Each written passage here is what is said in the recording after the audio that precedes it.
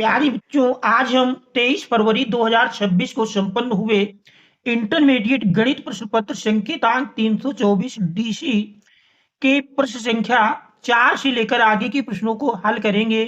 इससे पूर्व हम प्रश्न 1 से 3 तक का हल पार्ट 1 में कर चुके हैं, जिसका डिस्क्रिप्शन पर लिंक मिल जाएगा। उस लिंक के माध्यम से प्रश्न 1 से 3 तक का हल देख सकते हैं। आज हम देखेंगे प्रश्न संख्या 4 से लेकर आगे के प्रश्नों का हल। तो देखते हैं, सबसे पहले हम प्रश्न संख्या 4 को देख रहे हैं। प्रश्न संख्या 4 में पूछा गया है कि सभी खंड कीजिए जिसमें 4 का नंबर है। क्या सिद्ध कीजिए कि vector A plus vector B dot vector A plus vector B equal to mod vector A का square plus mod vector B का स्क्वायर यदि और केवल यदि वेक्टर ए तथा वेक्टर बी लंबवत हैं और ये दिया गया है vector A does not equal to 0 और vector B does not equal to 0। तो देखते हैं इस प्रश्न को। देख रहे हैं प्रश्न संख्या 4 का देख रहे हैं प्रश्न संख्या 4 के का में दिया हुआ है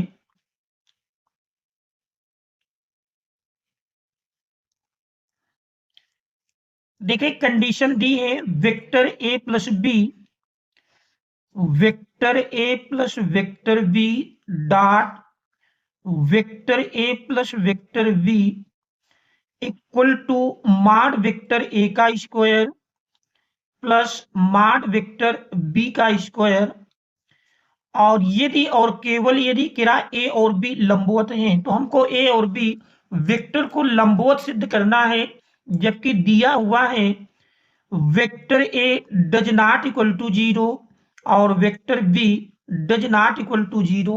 तो देख रहे हैं ये कंडीशन दी हुई है। अब इसको हम सरल करते हैं। तो देख रहे हैं दोनों का यदि हम डॉट प्रोडक्ट करेंगे तो A dot A plus A dot B plus अब देखिए वेक्टर बी का दोनों से गुणा कर लेंगे तो vector B dot vector A plus vector B dot vector B equal to mod vector A का square plus mod vector B का स्क्वायर। इस प्रकार से देख रहे हैं A dot A vector A का square plus A dot B dot A क्रम विनिमय नियम का पालन करते हैं।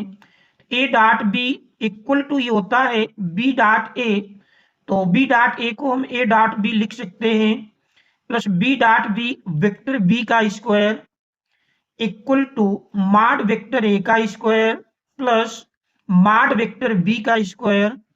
देख रहे हैं वेक्टर का स्क्वायर बराबर होता है उसके मापांक का स्क्वायर। वेक्टर ए के स्क्वायर को हम लिख सकते हैं मॉड वेक्टर ए का square plus A dot B मिलकर 2 A dot B plus vector B का स्क्वायर, यही बराबर होगा मॉड वेक्टर बी का square equal to mod vector A का square plus mod vector B का स्क्वायर। देखिए दोनों ओर से कैंसिल कर देंगे। इस प्रकार से आपने देखा 2a dot B equal to 0, दो पक्षांतर करेंगे a dot B equal to 0 और vector a dot vector B equal to 0 आने का मतलब है कि वेक्टर a वेक्टर b पर लंब है। ठीक है, यही हमको सिद्ध करना था। Proved A dot B equal to 0 आता है तो सिद्ध हो जाता है कि वेक्टर ए वेक्टर बी पर लंब है। और देख रहे हैं इसमें हमारा प्रगुण लगा हुआ है वेक्टर का स्क्वायर इक्वल टू होता है उसके मापांक का स्क्वायर। देखिए इस प्रगुण का प्रयोग किया गया है और A dot B equal to B dot A क्रम विनिमय नियम का प्रयोग, तो ये दो प्रगुण यहां पर लगाए गए हैं। तो आशा है कि प्रश्न को आप अच्छी प्रकार से समझ गए होंगे। इसके बाद हम देखते हैं अगले प्रश्न को। प्रश्न संख्या 4 का खा। देख रहे हैं प्रश्न 4 के खा में पूछा गया है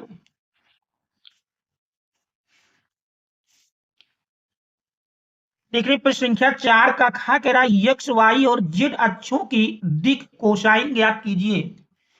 एक्स वाई और जेड अक्षों की हमको दिक कोसाइन ज्ञात करना है। क्योंकि हम जानते हैं, देख रहे यदि हम अक्षों को दर्शाएं,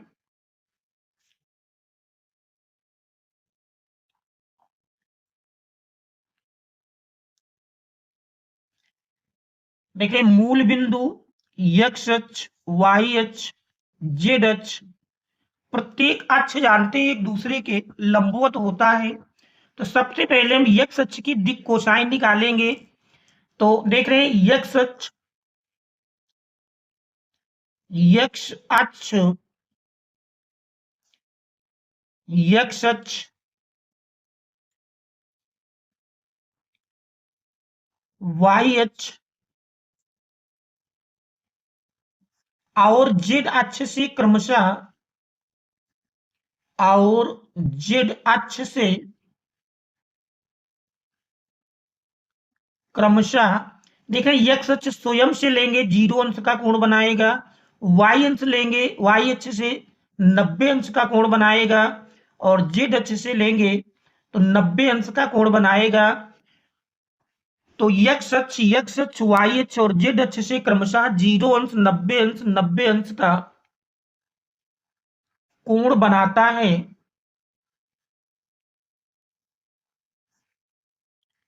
इसलिए एक्स अक्ष की दिक कोसाइन, इसलिए एक्स अक्ष की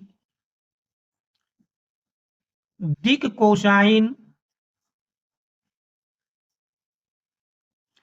देखिए पहली दिक कोसाइन यल बराबर मिलेगी काश 0 अंश, दूसरी यम इक्वल टू काश 90 अंश, और तीसरी यन इक्वल टू काश 90 अंश।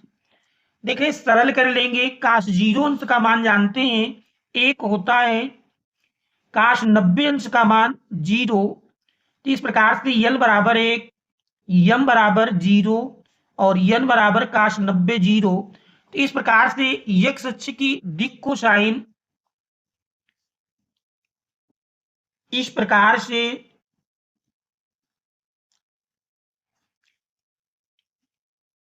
एक्स अक्ष की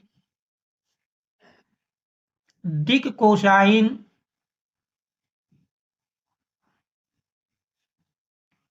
1,0,0 है। इसी प्रकार आप वाई अक्ष की दिक कोसाइन निकालेंगे। तो देख रहे हैं एक्स अक्ष से 90 अंश, वाई अक्ष से 0 अंश और जेड अक्ष से 90 अंश का कोण बनाएगी। इसी प्रकार से वाई अक्ष की दिक कोसाइन डायरेक्ट लिख देंगे। इसी प्रकार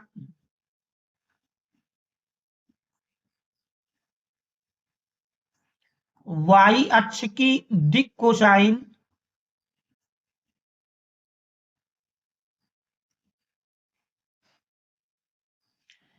देखिए एक्स अक्ष से 90 अंश तो 0 और वाई अक्ष 0 अंश, काश 0 का मान 1 और जेड अक्ष से 90 अंश अर्थात 0, काश 90 का मान 0। तो ये वाई अक्ष की दिक कोसाइन होगी और जेड अक्ष की दिक कोसाइन लिखेंगे। तो जेड अक्ष, एक्स अक्ष और वाई अक्ष में से प्रत्येक से 90 अंश और स्वयं से 0 अंश, तो इसकी दिक कोसाइन मिल जाएंगी 0, 0, 1।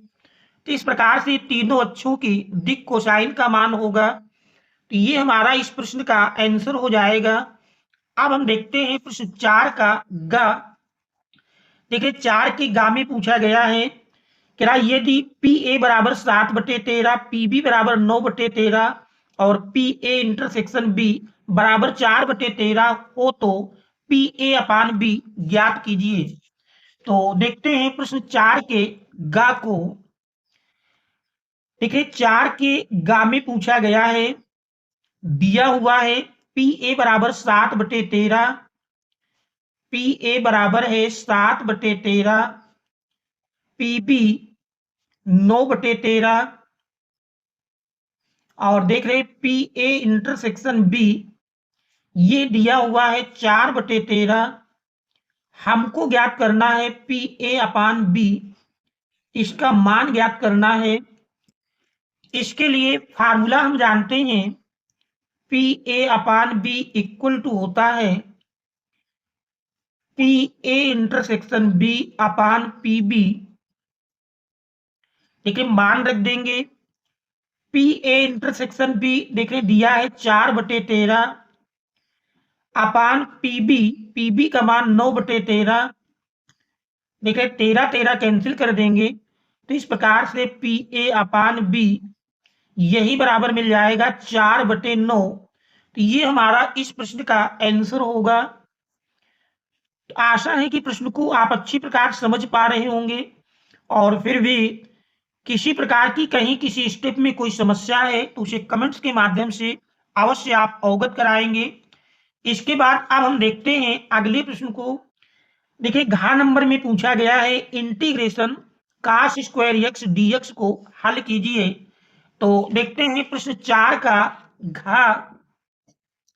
देखें प्रश्न 4 का घ प्रश्न दिया है integration cos square x dx।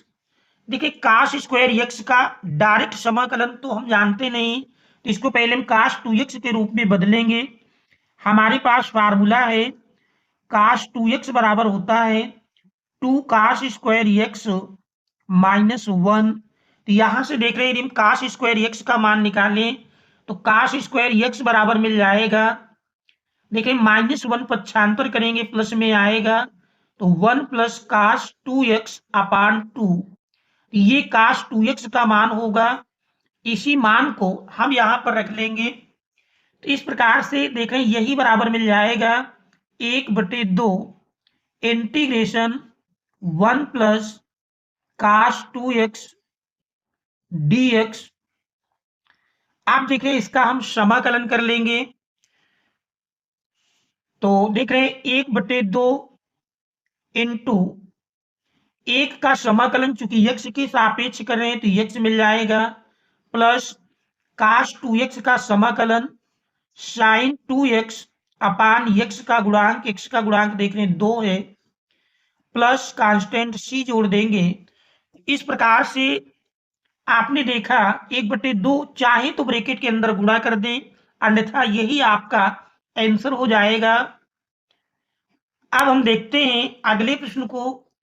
देखें इसके बाद प्रश्न संख्या 5 में कह रहा सभी खंड कीजिए, जिसमें 5 का नंबर है। इंटीग्रेशन लिमिट देख रहे 0 से 1 tan इनवर्स x अपान 1 + x स्क्वायर dx का मान ज्ञात कीजिए। तो देखते हैं प्रश्न संख्या 5 के का को। देखिए 5 के का में दिया हुआ है प्रश्न संख्या 5 का। देखिए 5 के का में इंटीग्रेशन 0 से 1 लिमिट है tan इनवर्स x अपान 1 + x स्क्वायर dx, इसका मान ज्ञात करना है। तो देख रहे हैं यहां पर यदि हम tan इनवर्स x बराबर t मान लें, माना tan inverse x equal to t, माना tan inverse x equal to t। देख रहे हैं इसका अवकल गुणांक करेंगे तो tan इनवर्स x का अवकल गुणांक जानते हैं 1/1 + x स्क्वायर dx बराबर dt। तो देख रहे हैं प्रश्न में 1/1 + x स्क्वायर dx दिया है, तो इसके स्थान पर हम dt रख लेंगे। आप देख रहे हैं लिमिट का परिवर्तन यदि देखें तो x बराबर 0 पर, देखें x बराबर 0 पर t बराबर, देखें x की जगह 0 रख देंगे तो tan इनवर्स 0 ही होता है, तो t बराबर 0 मिल जाएगा। और x बराबर 1 पर, देखें x बराबर 1 पर देखेंगे तो tan इनवर्स 1, और 1 हम जानते हैं tan में 45 अंश का मान, तो t बराबर देख रहे हैं π/4 मिलेगा। तो इस प्रकार से इसकी लिमिट बन जाएगी, देख रहे हैं 0 से π/4 इक्वल टू लिमिट बन जाती 0 से π/4, और tan इनवर्स x को हमने t माना है t into 1/1 + x square dx dt बन जाता है। अब देखिए हम t का समाकलन कर लेंगे, तो इस प्रकार से t का समाकलन करते हैं t² अपान 2, और अब इसमें हमको लिमिट अप्लाई कर लेना है 0 से π/4। तो इस प्रकार से आप देख रहे हैं 1/2 अचर है, बाहर कर लेंगे। आप देख रहे हैं लिमिट लगाएंगे, पहले अपर लिमिट π/4 का स्क्वायर माइनस 0 का स्क्वायर। इस प्रकार से सरल करते हैं तो 1/2 इंटू देख रहे हैं π² का स्क्वायर 16। तो इस प्रकार से आपने देखा यही बराबर मिल जाएगा π² 16 दुनाई 32। तो यही हमारे इस प्रश्न का आंसर हो जाएगा। इसके बाद अब हम देखेंगे प्रश्न संख्या 5 के खा को। देख रहे हैं प्रश्न 5 के खा में पूछा गया है कि आप 3 सदिश वेक्टर ए, वेक्टर बी और वेक्टर सी प्रतिबंध vector A plus vector B plus vector C बराबर 0 को संतुष्ट करते हैं। यदि वेक्टर माड वेक्टर ए बराबर 3, माड वेक्टर बी बराबर 4 और माड वेक्टर सी बराबर 5 हो तो A dot B plus B dot C plus C dot A का मान ज्ञात कीजिए। तो देखते हैं इस प्रश्न संख्या 5 के खा को। देखिए 5 के खा में ये मान दिए हुए हैं। सबसे पहले हम दिए हुए मानों को लिख लेते हैं। प्रश्न 5 का खा, 5 के खा में देखें vector A plus vector B plus vector C equal to 0। जहां देख रहे हैं माड वेक्टर ए का मान दिया है 3 के बराबर, माड वेक्टर बी ये 4 दिया है और माड वेक्टर सी बराबर 5। तो हमको यहां से ए dot B plus vector B dot vector C plus vector C dot vector A इसका मान ज्ञात करना है। तो देख रहे हैं इस दी हुई कंडीशन में यदि हम सेल्फ प्रोडक्ट करें स्वतः गुणन करने पर, तो देखें सेल्फ प्रोडक्ट की क्रिया से देखेंगे सेल्फ प्रोडक्ट से, तो इससे देख रहे हैं मिल जाएगा vector A plus vector B plus vector C dot vector A plus vector B plus vector C equal to देखिए 0.0 0 ही हो जाएगा। इस प्रकार से देखिए इसको सरल करते हैं तो यही मिल जाएगा। देखिए ए का पहले हम तीनों सदिशों से कर लेंगे गुणा, तो vector A dot vector A plus vector A dot vector B plus vector A dot vector C plus आप देखिए वेक्टर बी का करेंगे तो vector B dot vector A plus vector B dot vector B plus vector B dot vector C plus आप vector C का तीनों से गुणा कर लेंगे तो vector C dot vector A plus vector C dot vector B plus vector C dot vector C equal to देखिए 0 का 0 से गुणा करेंगे तो ये हमारा बराबर 0 के मिल जाएगा। सरल कर लेते हैं तो देख रहे हैं A dot A vector A का स्क्वायर प्लस और देखें A dot B B dot A क्रम विनिमय नियम का पालन करता है तो ये हमारा बन जाएगा 2 vector A dot vector B plus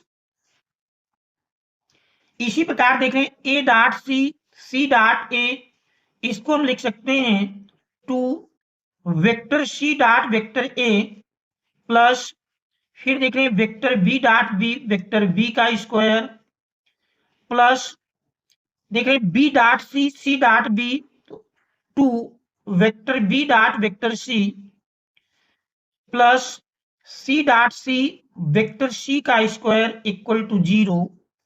इस प्रकार से आपने देखा देखिए दो वाले पदों से यदि इन दो को कॉमन कर लें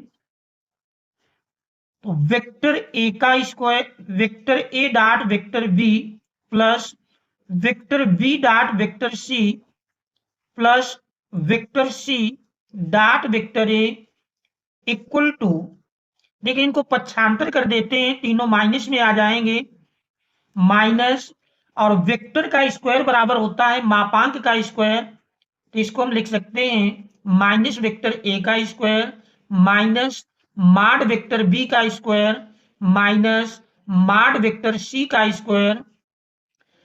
इस प्रकार से देख रहे हैं, अब इस दो को भी हम पक्षांतर कर लेंगे। A dot B plus B dot C plus C dot A equal to, दो पक्षांतर करेंगे 1/2 के रूप में आएगा। और देख रहे हैं तीनों से माइनस यदि हम कॉमन कर लें -1, तो शेष बचता है माड वेक्टर ए का स्क्वायर प्लस माड वेक्टर बी का स्क्वायर प्लस माड वेक्टर सी का स्क्वायर। देखें मान रख देंगे तो यही बराबर मिल जाएगा -1/2 इंटू, देखें माड वेक्टर ए 3 है, माड वेक्टर बी 4 है, माड वेक्टर सी 5 है। तो देख रहे हैं 3 का स्क्वायर प्लस 4 का स्क्वायर प्लस 5 का स्क्वायर। सरल करेंगे तो -1/2 इंटू, देखिए 3 का स्क्वायर 9, 4 का स्क्वायर 16, 5 का स्क्वायर 25। तो 16 9 25, 25 25 देख रहे हैं 50। तो -1/2 गुणे 50, सरल करेंगे 25 दूनी 50। तो इस प्रकार से ए dot B plus B dot C plus C dot a, इसका मान -25 के बराबर होगा। तो यही हमारा इस दिए हुए प्रश्न का आंसर हो जाएगा। इसके बाद अब हम देखेंगे अगले प्रश्न को। देखिए प्रश्न संख्या 5 के गा में पूछा गया है, क्या रेखाओं vector r equal to 3i के प्लस 2j के -4k के प्लस लेमडा। तो देखिए इस प्रकार से दो रेखाएं दी हैं और इनके मध्य का कोण ज्ञात करना है। तो देखते हैं इस प्रश्न 5 के गा को। तो देखिए 5 की गा में दिया है, पहली रेखा का समीकरण है vector r equal to 3i के प्लस 2j के -4k के प्लस लेमडा इंटू i के प्लस 2j के प्लस 2k के। जबकि देख रहे हैं दूसरी रेखा का समीकरण है vector r equal to 5i के -2j के प्लस म्यू इंटू 3i के प्लस 2j के प्लस 6k के। इन दोनों रेखाओं के मध्य कोण ज्ञात करना है। तो इसके लिए सबसे पहले मानक समीकरणों से यदि तुलना कर लें तो देख रहे हैं दी हुई रेखाओं की मानक समीकरण vector r equal to vector a1 plus lambda into vector v1 और vector r equal to vector a2 plus mu into vector v2 से तुलना करने पर, ठीक है, इनसे यदि हम तुलना करते हैं, यहां पर हमको आवश्यकता वेक्टर v1 और वेक्टर v2 के मान की है। तो वेक्टर v1 और वेक्टर v2 का मान लिख लेते हैं। तो देख रहे हैं वेक्टर v1 बराबर मिल जाएगा i के प्लस 2j के प्लस 2k के। और देख रहे हैं vector v2 equal to 3i के प्लस 2j के प्लस 6k के। आप देखें दो रेखाओं के बीच के कोण का फार्मूला होता है, दो रेखाओं के बीच के कोण का फार्मूला है cos थीटा इक्वल टू माड vector v1 dot vector v2 अपान माड वेक्टर v1 इंटू माड वेक्टर v2। ठीक है, ये फार्मूला है, इसी फार्मूले में हमको मान रख लेना है। तो इस प्रकार से देख रहे हैं, मान रखते हैं vector v1 dot vector v2, तो दोनों का देख रहे हैं डॉट प्रोडक्ट करना है। सबसे पहले इनका मान लिख लेते हैं। वेक्टर v1 देख रहे हैं i के प्लस 2j के प्लस 2k के डॉट 3i के प्लस 2j के प्लस 6k के अपान माड वेक्टर v1 देख रहे हैं वेक्टर v1 का यदि मापांक लिखें अंडर रूट देखें आई के गुणांक अर्थात 1 का स्क्वायर प्लस जे के गुणांक का स्क्वायर अर्थात 2 का स्क्वायर प्लस के गुणांक का स्क्वायर। इसी प्रकार अंडर रूट देख रहे माड b2 का स्क्वायर लिखना है, 3 का स्क्वायर 9 प्लस 2 का स्क्वायर 4 प्लस 6 का स्क्वायर 36। देखिए इस प्रकार से सरल करेंगे तो सरल करने पर आप देख रहे हैं माड देख रहे आई प्लस आई और 3i का डॉट प्रोडक्ट करेंगे 3 मिल जाएगा प्लस 2 दुनाई 4 प्लस 2 छंग 12 बटे देखिए 2 का स्क्वायर 4 अंडर रूट 1 का स्क्वायर 1 प्लस 2 का स्क्वायर 4 प्लस 2 का स्क्वायर 4 इंटू 36 4 40 40 9 49। देखिए इस प्रकार से आपने सरल किया तो काश थीटा बराबर मिल जाएगा 12 4 16 16 3 19 बटे देखिए 49 का वर्गमूल लेंगे 7 मिल जाएगा 4 4 8 1 9 और 9 का वर्गमूल 3 3 गुणे 7 7 त्रिक 21। तो इस प्रकार से थीटा बराबर मिल जाएगा काश इनवर्स 19 बटे 21। यही दोनों रेखाओं के बीच के कोण का मान होगा। तो यही हमारा इस प्रश्न का आंसर हो जाएगा। तो आशा है कि प्रश्न को आप अच्छी प्रकार समझ पा रहे होंगे। फिर भी किसी प्रकार की कहीं कोई समस्या हो तो उसे कमेंट्स के माध्यम से आप अवश्य अवगत कराएंगे। इसके बाद अब हम देखते हैं अगले प्रश्न को। देखिए हमारा अगला प्रश्न दिया हुआ है। देखिए इसके बाद अगले प्रश्न में पूछा गया है प्रश्न संख्या 5 का देख रहे घा क्या निम्नलिखित व्यवरोधों के अंतर्गत z equal to 3x plus 2y का न्यूनतमीकरण ग्राफी विधि से कीजिए। तो देखते हैं इस प्रश्न 5 के देख रहे घा नंबर को। देखिए 5 के घा में जो पूछा गया है निम्नलिखित व्यवरोधों के अंतर्गत प्रश्न 5 का घा देख रहे इसमें मान दिए हुए हैं। पहला व्यवरोध है x plus y is greater than or equal to देख रहे x plus y is greater than or equal to 8। जबकि दूसरा है 3x plus 5y is less than or equal to 15। x is greater than or equal to 0 और y is greater than or equal to 0। और देख रहे हैं उद्देश्य फलन है z equal to 3x plus 2y और इसका हमको न्यूनतमीकरण ग्राफी विधि से ज्ञात करना है। तो देखते हैं इस प्रश्न को। देखिए इसके लिए सबसे पहले हम अक्षों को खींच लेते हैं और अक्षों पर 1-1 सेंटीमीटर की दूरी पर हम क्रमशः देख रहे हैं 1 2 3 4 5 6 7 8 इस प्रकार से बिंदुओं का अंकन कर लेंगे। 1 2 3 4 5 6 7 8। अब देख रहे हैं सबसे पहले हम पहले विवरोध का संगत समीकरण देखें तो x प्लस वाई बराबर 8 और ये x अक्ष को जहां काटेगा y बराबर 0 करेंगे तो x बराबर 8 मिल जाएगा अर्थात इस बिंदु से होकर गुजरेगा। और y अक्ष को जहां काटेगा x बराबर 0 करते हैं तो y बराबर 8 अर्थात देख रहे हैं इस बिंदु से होकर गुजरेगा। इन दोनों बिंदुओं को यदि हम मिलान करते हैं तो देख रहे हैं यही ग्राफ हमारा इस प्रकार से बनेगा।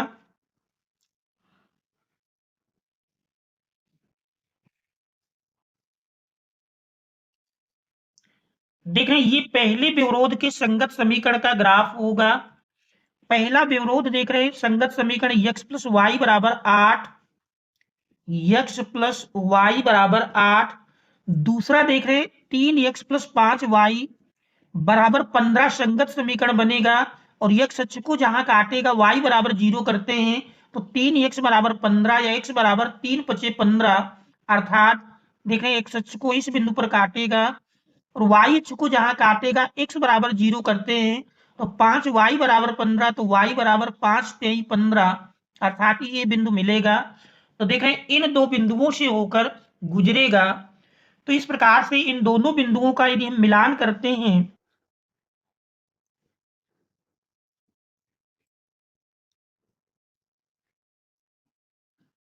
देख रहे हैं ये दूसरे व्यवरोध के संगत समीकरण का ग्राफ होगा। 3x प्लस 5y बराबर 15। आप देख रहे हैं इसको आप सरल कर लेंगे। तो सबसे पहले हम देखेंगे पहले व्यवरोध को मूल बिंदु संतुष्ट करता है या नहीं।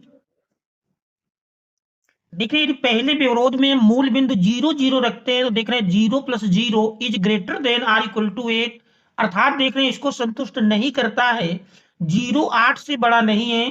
तो पहले व्यवरोध में देख रहे हैं पहले का जो संगत समीकरण है, चूंकि मूल बिंदु संतुष्ट नहीं करता तो इसलिए इसके मूल बिंदु से विपरीत दिशा अर्थात इस ओर का क्षेत्र छायांकित होगा। इसके बाद दूसरे व्यवरोध में यदि मूल बिंदु रखते हैं तो देख रहे हैं 3x plus 5y is less than or equal to 15। यहाँ xy की जगह 0 रखेंगे तो 0 15 से छोटा है, तो अर्थात देख रहे हैं ये भाग संतुष्ट करेगा मूल बिंदु को। तो इस दूसरे व्यवरोध के अंतर्गत देखिए जो मिलेगा छायांकित भाग वो मूल बिंदु की ओर का भाग मिलेगा। देखिए यहाँ पर पहले विवरोध को मूल बिंदु चूंकि संतुष्ट नहीं करता है, इसलिए मूल बिंदु के विपरीत ओर अर्थात इस साइड का क्षेत्र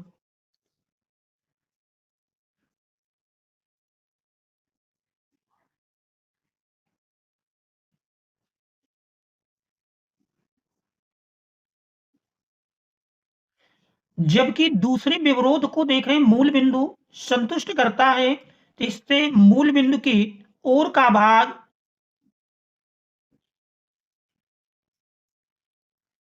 आप देख रहे हैं चित्र से स्पष्ट है कि कोई भी ऐसा बिंदु नहीं है जो सभी विवरोधों को एक साथ संतुष्ट करे, अतः इस समस्या का कोई सुसंगत हल नहीं है। तो इसी को हमको लिख देना है।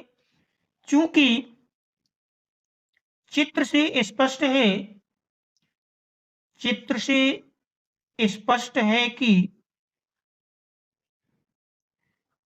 ऐसा कोई बिंदु नहीं है, ऐसा कोई बिंदु नहीं है जो सभी विवरोधों को जो सभी विवरोधों को एक साथ संतुष्ट करे, एक साथ संतुष्ट करे। इसलिए इस समस्या का कोई सुसंगत हल नहीं है। अतः इस समस्या का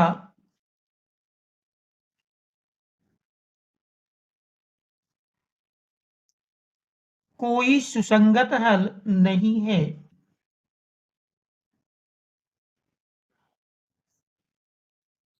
यही हमारा इस प्रश्न का आंसर होगा। इसके बाद अब हम देखते हैं अगले प्रश्न को। देखिए अगले प्रश्न में पूछा गया है, देखिए प्रश्न संख्या 5 का अंगा कह रहा ये दी देखें ए और बी दो आप भी दिए हैं, तो कह रहा ए बी इनवर्स ज्ञात कीजिए। तो देखते हैं इस प्रश्न 5 के अंगा को।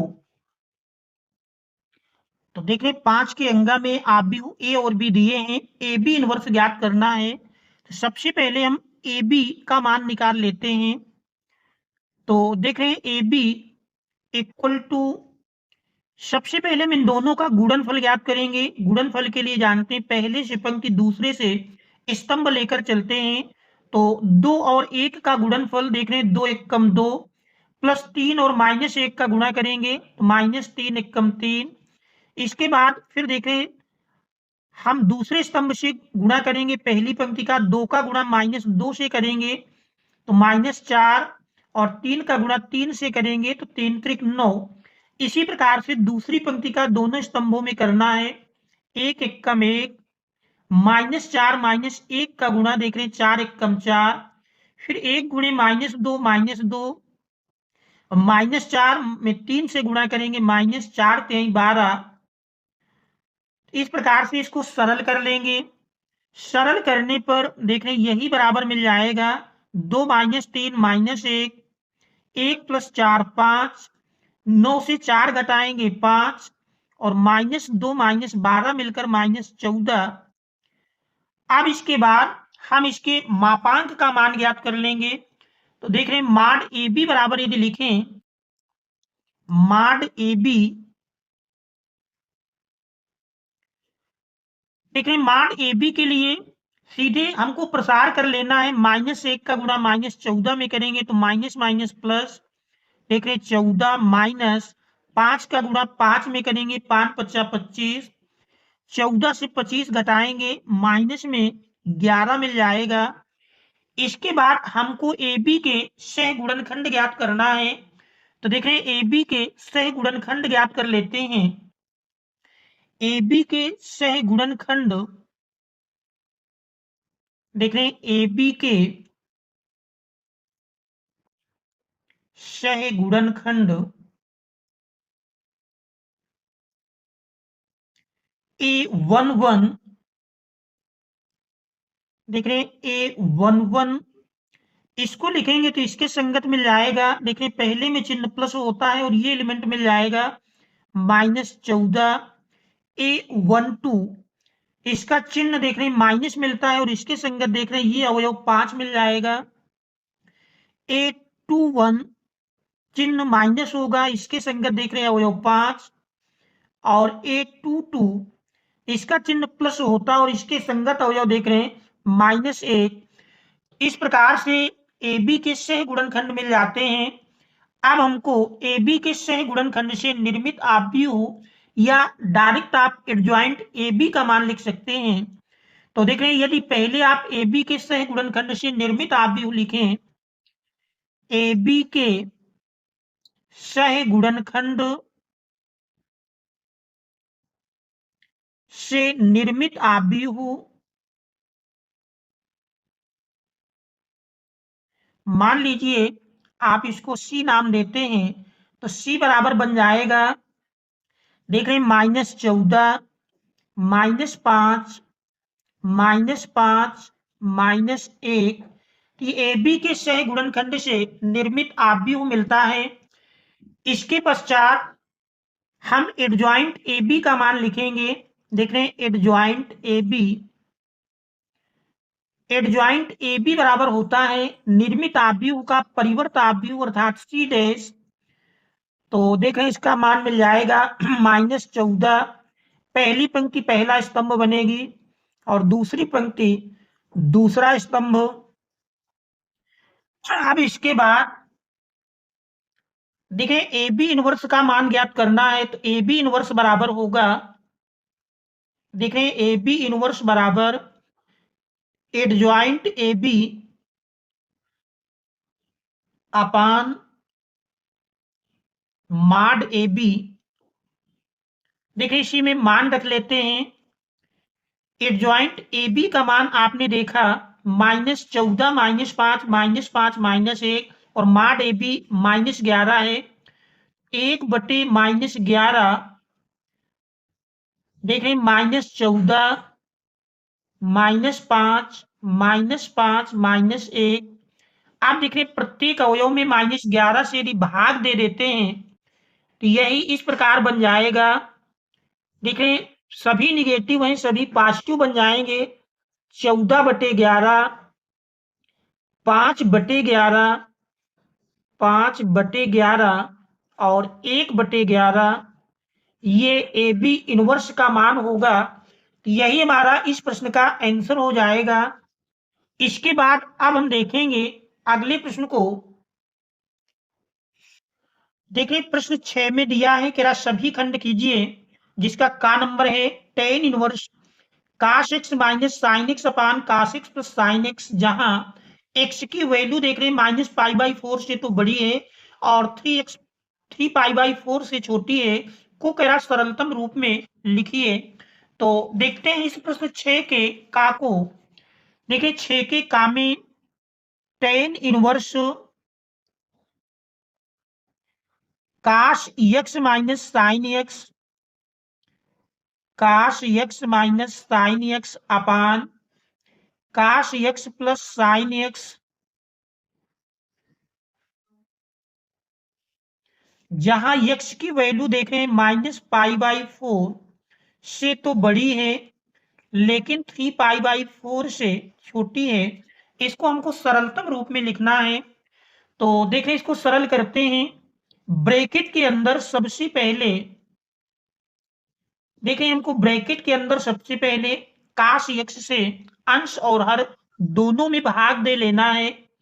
तो देख रहे हैं यही बन जाएगा काश x upon cos x minus sine x upon cos x upon cos x upon cos x plus sine x upon cos x.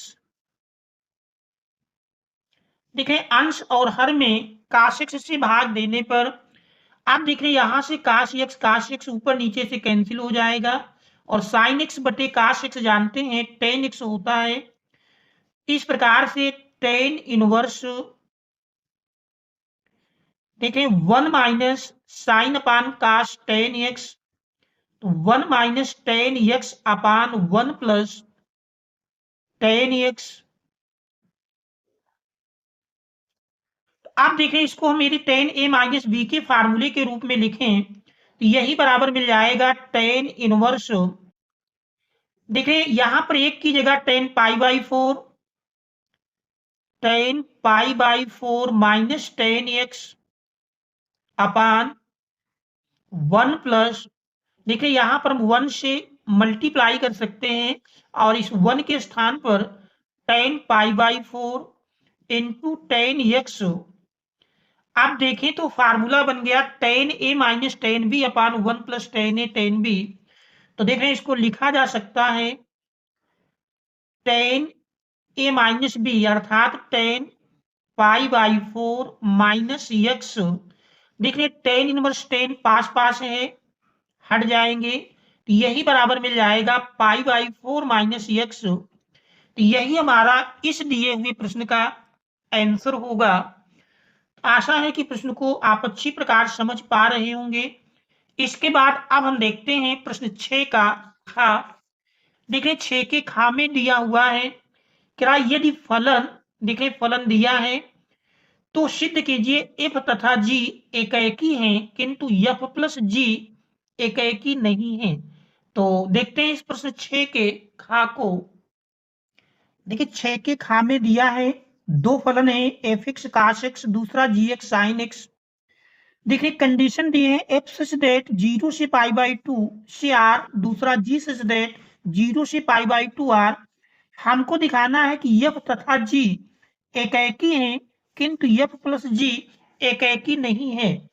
तो हम जानते हैं 0 से पाई बाई 2 से तात्पर्य है पहले चतुर्थांश में। पहले चतुर्थांश में हम जानते हैं कोई भी एंगल लेंगे सभी के लिए काश का मान अलग होगा। जिसे आप दिखा सकते हैं एफ एक्स इक्वल टू काश एक्स की स्थिति में यदि आप देखें एफ जीरो का मान लिखेंगे काश जीरो का मान जानते हैं बराबर 1 के होता है। इसी प्रकार से एफ पाई बाई 4 का मान लिखेंगे काश पाई बाई 4 आप जानते हैं 1 अपान अंडर रूट 2। इसी प्रकार से एफ पाई बाई 6 का मान लिखेंगे काश पाई बाई 6 अर्थात काश 30 अंश का मान जानते हैं अंडर रूट 3/2। इस प्रकार से प्रत्येक अवयव का देखने प्रतिबिंब भिन्न भिन्न है। इससे स्पष्ट होता है कि एफ एकेकी है, इसलिए एफ एकेकी है, एफ एकेकी है क्योंकि प्रत्येक अवयव का प्रतिबिंब भिन्न भिन्न है। क्योंकि प्रत्येक अवयव का प्रतिबिंब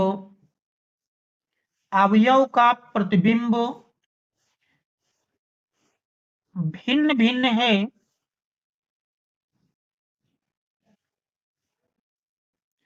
इसके बाद दूसरे फलन की बात करें जी एक्स बराबर देख रहे हैं साइन एक्स दिया है और पहले अंतराल में पहले चतुर्थांश में साइन एक्स का मान भी आप जानते हैं प्रत्येक कोण के लिए भिन्न भिन्न होता है। जैसे जी जीरो का मान निकालेंगे, साइन जीरो का मान जानते हैं जीरो होता है। इसके बाद जी पाई बाई 6 अर्थात साइन 30 अंश का मान लिखेंगे और साइन 30 अंश का मान जानते हैं 1/2। इस प्रकार से 0 से पाई बाई 2 के अंतराल में साइन x का मान भी प्रत्येक कोण के लिए अलग होगा, इसलिए जी एक्स जी भी एकैकी फलन है, एकैकी फलन है। कारण वही है क्योंकि प्रत्येक अवयव का प्रतिबिंब भिन्न है, प्रत्येक अवयव का प्रतिबिंब भिन्न है। आप देख रहे हैं एफ प्लस जी, यदि हम एफ प्लस जी एक्स का मान निकालें तो देख रहे हैं एफ प्लस जी एक्स बराबर होगा एफ एक्स प्लस जी एक्स, एफ एक्स प्लस जी एक्स। देखें एफ एक्स है काश एक्स, जी एक्स है साइन एक्स। अब यहां पर हम एफ प्लस जी जीरो का मान यदि निकालें तो आप देख रहे हैं एफ प्लस जी जीरो का मान यदि निकालते हैं तो काश जीरो प्लस साइन जीरो। देखिए काश जीरो का मान 1 जबकि साइन जीरो का मान 0, तो जी 1 प्लस जीरो बराबर आप देखते हैं 1 मिलेगा। इसी प्रकार f plus g pi by 2 का मान निकालेंगे, cos pi by 2 plus sine pi by 2। देखिए काश पाई बाई 2 का मान 0, साइन पाई बाई 2 का मान 1, तो 0 प्लस 1 देखें 1। तो यहां पर आपने देखा 0 और पाई बाई 2 दोनों का प्रतिबिंब समान है, इसलिए एफ प्लस जी एकैकी नहीं है। इससे स्पष्ट होता है, इससे स्पष्ट है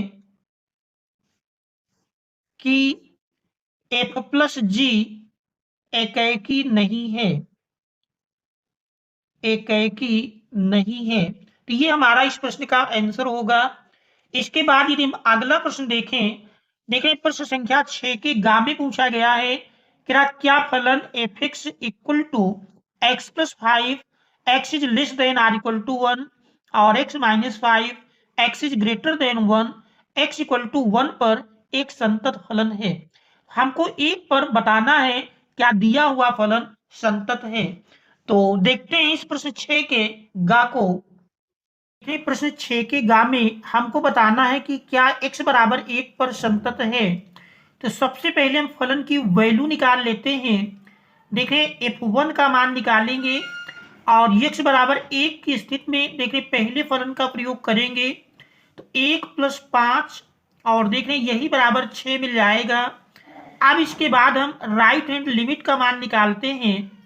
ठीक है, right hand limit equal to बनेगा limit x tending to 1 plus F x और देखें यही बराबर मिल जाएगा limit h tending to 0 F 1 plus H अर्थात 1 से बड़ा। तो देख रहे हैं 1 से बड़े की स्थिति में हम इस दूसरे फलन का प्रयोग करेंगे तो लिमिट h टेंडिंग्स टू 0 देखें x के स्थान पर 1 प्लस एच माइनस 5।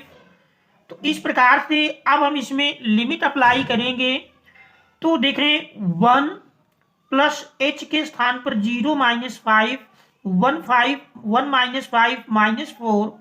तो इस प्रकार से हमने देखा फलन की वैल्यू और राइट हैंड लिमिट दोनों समान नहीं है, क्योंकि right hand limit does not equal to फलन की वैल्यू, इसलिए x इक्वल टू 1 पर फलन संतत नहीं है, इसलिए x इक्वल टू 1 पर फलन संतत नहीं है। देखिए यही हमारा इस प्रश्न का आंसर होगा। इसके बाद अब हम देखते हैं अगले प्रश्न को कि प्रश्न संख्या 6 के घा में दिया है दो रेखाओं के समीकरण है और इनके बीच की न्यूनतम दूरी ज्ञात करना है। तो देखते हैं इस प्रश्न को देखिए सबसे पहले हम रेखाओं के समीकरण को लिख लेंगे। Vector are equal to i cap plus J cap minus lambda into 2i cap plus J cap plus के कैप। और देख रहे हैं दूसरी रेखा का समीकरण दिया है vector are equal to 2i cap plus J cap plus के cap plus mu into 3i cap minus 5j cap plus 2k cap. इन दोनों रेखाओं के बीच की न्यूनतम दूरी का मान ज्ञात करना है। तो सबसे पहले इनकी मानक रेखाओं के समीकरण से तुलना कर लेंगे। तो vector are equal to vector a1 plus lambda into vector b1 और vector are equal to vector a2 plus mu into vector b2 से तुलना करने पर देख रहे हैं यदि इन रेखाओं से तुलना कर लेते हैं तो वेक्टर a1 बराबर देख रहे मिल जाएगा आई कैप प्लस जे कैप और वेक्टर b1 देखिए समीकरण में माइनस है यहाँ प्लस है तो इस माइनस का यदि ब्रैकेट के अंदर गुणा करते हैं तो सभी निगेटिव हो जाएंगे। -2i कैप माइनस जे कैप माइनस के कैप। और देख रहे हैं दूसरे समीकरण से वेक्टर a2 इक्वल टू देख रहे 2i कैप प्लस जे कैप प्लस के कैप और vector v2 equal to 3i cap minus 5j cap plus 2k cap. आप देख रहे हैं यहां पर दोनों रेखाओं के बीच की दूरी ज्ञात करने में हमको जिन मानों की आवश्यकता है पहले वो ज्ञात कर लेंगे। यहां से सबसे पहले हम a2 माइनस a1 का मान निकाल लेते हैं। देखिए a2 minus a1 2i cap plus जे कैप प्लस के कैप से घटाएंगे। देखिए माइनस आई कैप घटाने पर दोनों निगेटिव हो जाएंगे। देखिए सरल कर लेते हैं 2i कैप से आई कैप घटाएंगे आई कैप जे कैप माइनस जे कैप देखिए कट जाएगा प्लस 0 जे कैप लिख सकते हैं और के कैप अकेला है। इसके बाद अब हमको b1 क्रॉस b2 के मान की आवश्यकता होगी। Vector v1 cross vector v2 और इस मान को हम सारणी की सहायता से ज्ञात करेंगे।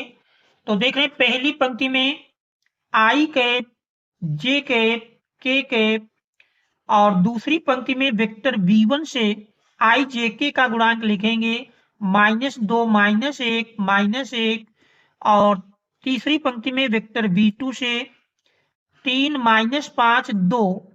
आप देख रहे हैं इसको पहली पंक्ति को लेकर प्रसार कर लेंगे तो इस प्रकार से आई कैप इंटू देखिए -1 का 2 में गुणा करेंगे -2 माइनस -5 -1 का गुणा होगा माइनस माइनस प्लस 5 एकम 5। इस प्रकार से फिर देख रहे हैं माइनस जे कैप इंटू -2 में 2 से गुणा करेंगे -4 माइनस फिर देख रहे हैं 3 का गुणा -1 में करेंगे -3 माइनस पहले से है प्लस 3 हो जाएगा प्लस के कैप इंटू देखिए के कैप के संगत -2 का -5 से गुणा करेंगे तो minus minus plus 5 Dunai 10 minus 3 -1 का गुणा करेंगे -3 माइनस पहले से है तो प्लस 3। इस प्रकार से इसको सरल कर लेते हैं -7i कैप देखिए -4 प्लस 3 -1 माइनस माइनस प्लस बन जाएगा प्लस जे कैप और फिर देख रहे हैं 10 प्लस 3 13 प्लस 13 के कैप। अब इसके बाद हमको देखें फार्मूला है सबसे पहले हम फार्मूला लिख लेते हैं। देखें दो रेखाओं के बीच की न्यूनतम दूरी दो रेखाओं के बीच की न्यूनतम दूरी दो रेखाओं के बीच की न्यूनतम दूरी इसके लिए फार्मूला है माड A2 minus A1 vector A2 minus vector A1 dot vector V1 cross vector V2 अपान mod vector V1 cross vector V2। तो देख रहे हैं ये फार्मूला है, इसी में अब हमको मान रख लेना है। तो देख रहे हैं इस प्रकार से यही बराबर मिल जाएगा मॉड A2 माइनस A1 देख रहे हैं मिला है आई कैप प्लस 0 जे कैप प्लस के cap dot B1 cross B2 का मान देख रहे हैं माइनस 7 आई कैप प्लस जे कैप प्लस 13 के कैप अपान देखें mod B1 cross B2 under root देखें -7 का स्क्वायर प्लस 1 का स्क्वायर प्लस 13 का स्क्वायर। अब इसको हम सरल कर लेंगे। तो देखें इस प्रकार से यदि आप डॉट प्रोडक्ट करते हैं, देखें 1 का गुणा -7 से करेंगे -7, 0 का गुणा 1 से होगा 0 और 1 का गुणा 13 से करेंगे देख रहे हैं 13 बटे अंडर रूट -7 का स्क्वायर 49, 1 का स्क्वायर 1, 13 का स्क्वायर 169। इस प्रकार से सरल करेंगे तो देख रहे हैं 13 से 7 घटाएंगे 6 का मापांक 6 बटे अंडर रूट देखिए जोड़ेंगे तो 9 1 10 9 19 और 5 5 6 11 1 1 2 तो अंडर रूट 219। देखिए यहां से वर्गमूल में बाहर कोई संख्या नहीं मिलेगी, तो इस प्रकार से न्यूनतम दूरी का मान 6 बटे अंडर रूट 219 इकाई। तो यही हमारा इस दिए हुए प्रश्न का आंसर हो जाएगा। इसके बाद हम देखते हैं एक और महत्वपूर्ण प्रश्न को। प्रश्न संख्या देखें 6 का अंगा, 6 के अंगा में दिया हुआ है क्या एक परिवार में 2 बच्चे हैं, यदि यह ज्ञात हो कि दोनों बच्चों में से कम एक बच्चा लड़का है तो दोनों बच्चों के लड़का होने की प्रायिकता ज्ञात कीजिए। तो देखते हैं इस प्रश्न 6 के अंगा को। देख रहे यदि इसकी हम प्रतिदर्श समष्टि बनाएं तो यश बराबर बनेगी। देखें चूंकि परिवार में 2 बच्चे हैं और दोनों बच्चों में कम से कम कह रहा है एक बच्चा लड़का है, तो दोनों बच्चों के लड़का होने की प्रायिकता, तो लड़के को बी से और लड़की को यदि हम जी से प्रदर्शित करें तो प्रतिदर्श समष्टि इस प्रकार बनेगी। देख रहे पहला बच्चा लड़का और दूसरा बच्चा भी लड़का हो तो बी बी, पहला बच्चा लड़का दूसरा बच्चा लड़की या पहला बच्चा लड़की और दूसरा बच्चा लड़का या दोनों बच्चे लड़की हो। इस प्रकार से प्रतिदर्श समष्टि में देखिए कुल 4 अवयव बनेंगे।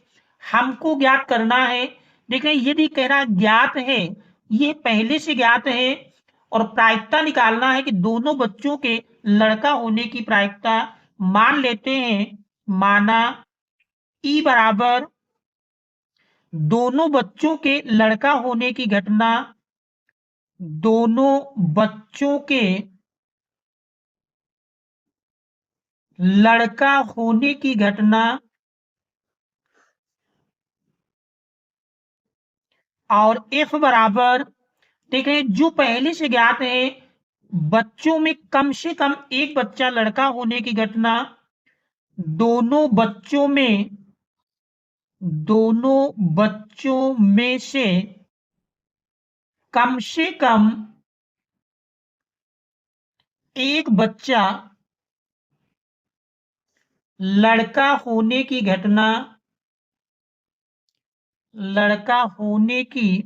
घटना, ठीक है ये मान लेते हैं। अब घटना ई की यदि हम प्रायिकता निकालें तो देख रहे पीई का मान मिलेगा। तो देख रहे दोनों बच्चों के लड़का होने की घटना की यदि बात करें तो दोनों बच्चों के लड़का होने की देख रहे एक ढंग है तो अनुकूल ढंगों की संख्या 1, जबकि कुल ढंगों की संख्या अगर देखें तो 4 है, 1/4 मिल जाएगी। और पी एफ का मान यदि लिखें तो पी एफ बराबर मिलेगा दोनों बच्चों में से कह रहा कम से कम एक बच्चा लड़का होने की घटना, तो दोनों बच्चों में से कम एक लड़का आप देख रहे हैं 3 स्थानों पर हैं, तो पीएफ का मान 3/4 मिल जाएगा। और पी ई इंटरसेक्शन एफ का मान यदि लिखें, देखिए पी ई इंटरसेक्शन एफ बराबर बनेगा, ई है दोनों बच्चों के लड़का होने की घटना और एफ कम से कम एक बच्चा लड़का होने की घटना। तो देख रहे हैं ये दोनों में कॉमन होगा, तो पी ई इंटरसेक्शन एफ बराबर मिलेगा 1/4। हमको ज्ञात करना है, तो देख रहे हैं यहां पर ज्ञात करना है, क्योंकि ये पहले ज्ञात है, जो पहले ज्ञात है उसको हमेशा आप नीचे रखेंगे। तो अभीष्ट प्रायिकता, देखिए अभीष्ट प्रायिकता बराबर मिलेगी, अभीष्ट प्रायिकता पीई अपान एफ, ये मान हमको ज्ञात करना है। तो पीई अपान एफ बराबर जानते हैं, फार्मूला है पीई इंटरसेक्शन एफ अपान पी एफ, मान रख देंगे। पीई इंटरसेक्शन एफ देख रहे हैं 1/4 और पीएफ का मान 3/4, सरल करेंगे 4 कैंसिल हो जाएगा। तो देख रहे हैं इस प्रकार से P E upon F equal to 1/3, यही हमारा इस दिए हुए प्रश्न का आंसर होगा। तो आशा है कि प्रश्न को आप अच्छी प्रकार से समझ गए होंगे। फिर भी कहीं किसी स्टेप में किसी प्रकार की कोई समस्या है तो उसे कमेंट्स के माध्यम से अवश्य अवगत कराएंगे। और यदि चैनल पर आप नए हैं, अभी तक आपने चैनल को सब्सक्राइब नहीं किया है, चैनल को सब्सक्राइब अवश्य कर लेंगे। इसके बाद प्रश्न संख्या 7 से लेकर आगे के प्रश्न को हम पार्ट 3 में लेकर आएंगे। Thanks all of you for watching.